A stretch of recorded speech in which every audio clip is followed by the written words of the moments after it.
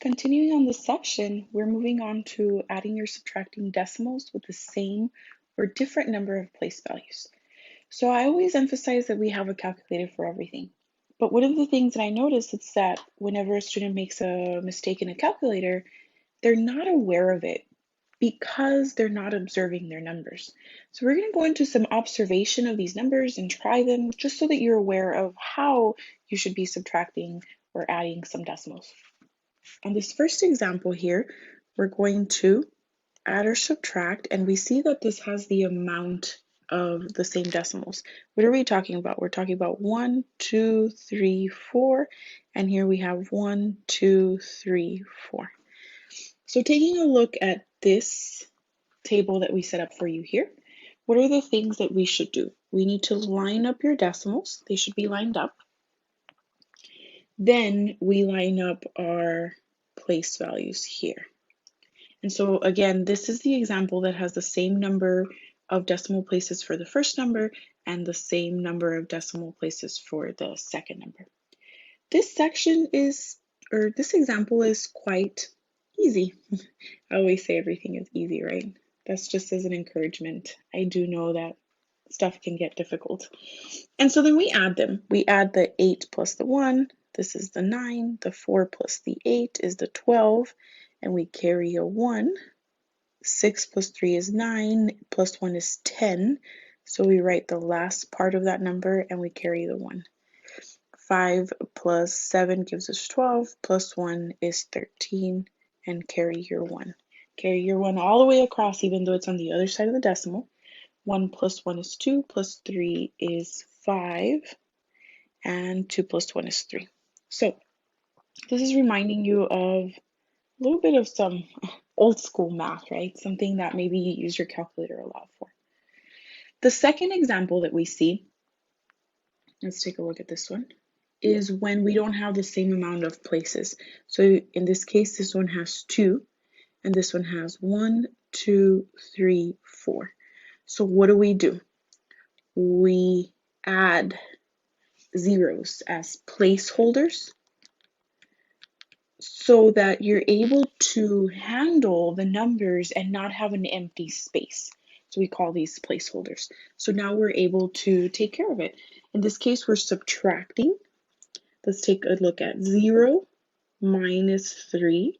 0 minus 3, we're going to have to borrow, right? So we're doing everything by hand. We're going to borrow from this number, and then we notice, it doesn't have anything to borrow. So we're going to come back all the way over here. It's going to become a 5, and this becomes a 10. Now the 10, the neighbor has something to give. We can borrow then. That becomes a 9, and this becomes a 10. The goal of this one here is the placeholders, not so much the borrowing. We're assuming that you know how to borrow. 10 minus 3 is 7. 9 is no longer a 10, okay? 9 minus 7 is 2. 5 minus 1 is 4. 5 minus 8, once again, the 8 is too big. We're going to borrow. This is going to become a 0, and this is going to become a 15. 15 minus 8 is 7. Bring down your decimal. 0 minus 3, we need to borrow. This is a 1, and this is a 10. 10 minus 3 is 7.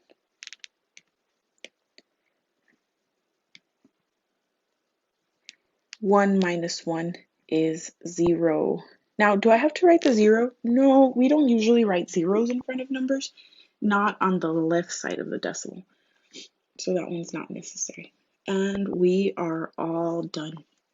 What are the big differences that we're seeing here between adding numbers or subtracting numbers that have the same amount of decimal places?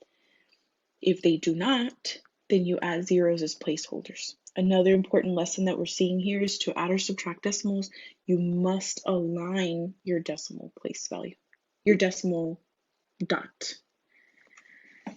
All right, let's try the first one. The first thing we see or observe is, do these have the same number of places? This is 1, 2, 3, 4, 5. 1, 2, 3, 4, 5. They do. I'm ready to get started. I'm going to give myself some space between the numbers so I can comfortably look at them. I'm aligning my numbers, and I'm going to start from the right. 6 plus 4 is 10. 2 plus 2 is 4 plus 1 is 5. 8 plus 1 is 9. 8 plus 6 is 14. Write the end of the number, the ones place, and carry your tens place. 5 plus 4 is 9, plus 1 is 10. We carry the 1, bring down your decimal, and we have our answer is 1.04950. All right, B. The first thing we will notice is, do we have the same amount of decimal places? 1, 2. This one has 1, 2, 3, 4. We do not. So what needs to happen? Placeholders. Let's put in 0.87. How many more do we need? 2. 1, 2 placeholders. Minus 0. And notice the decimal is lined up. 1, 2, 4, 8. And we are subtracting this time. Lots of borrowing. Here we go. 0 minus 8.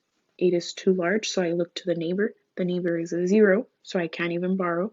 I look to the next neighbor. This is a 6, and we borrowed 10, so this becomes 10.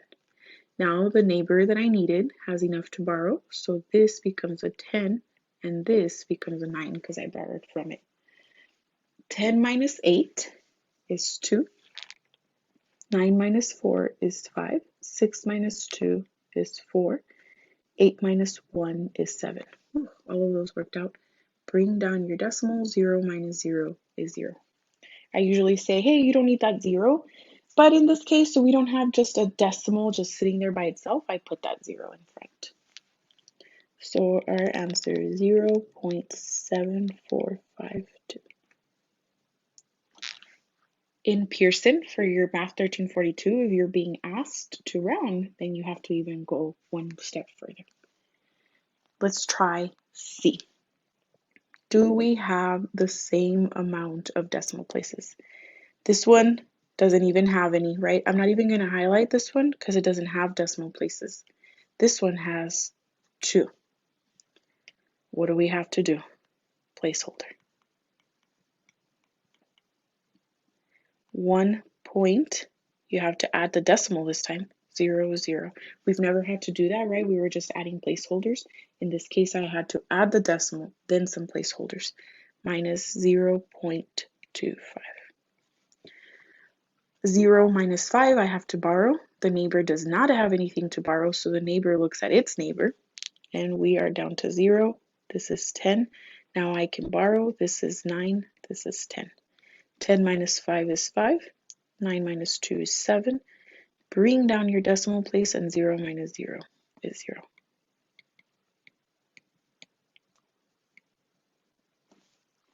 This one's also easy to think of in a different manner. $1 minus a quarter is 75 cents. You're going to try D, E, and we're going to do F together.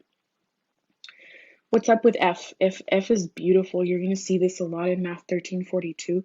What we have is a two-step problem with a little bit of order operations. We have to remember that parentheses comes first. So we're going to add first. We're adding first not because of add or subtract first. We're adding first because of the parentheses. So let me remind you of order of operations. So we have parentheses, exponents, multiply or divide, whichever comes first from left to right, add or subtract, whichever comes first from left to right. So the step that I'm doing right now is parentheses.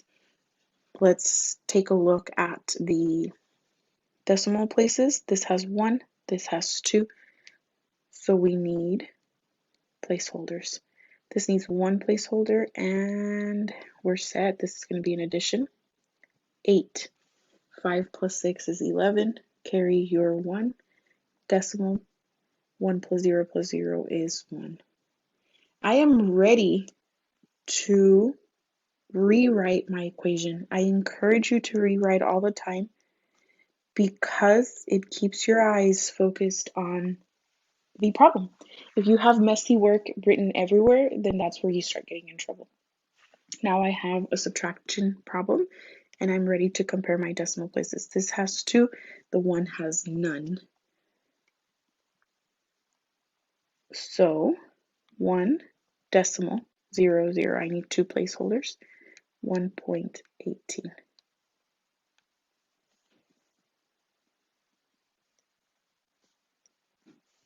We can see that the second value is bigger than the first value, so we're going to end up in trouble. In fact, our borrowing doesn't work, even if I got started. The next step that I need to do, and I need to be aware of this by hand, is I need to flip these numbers and subtract them this way. Now, this is not normally allowed, okay? You can't just flip your numbers just whenever you want because one's bigger than the other.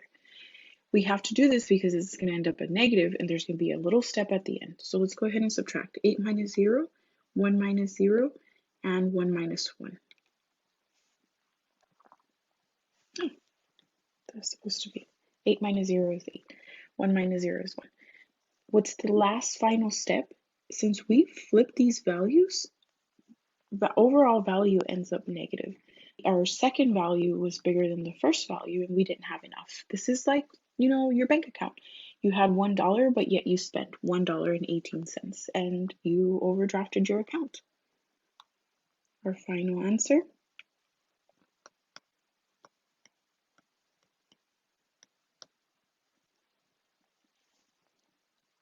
Great. I hope that you got a little bit of a refresher. I know that you have a calculator, but what we want to give you is some number sense. We want to give you that knowledge of thinking and looking at your calculator and saying, yes, that looks correct, or no, that does not look correct. I must have done something wrong.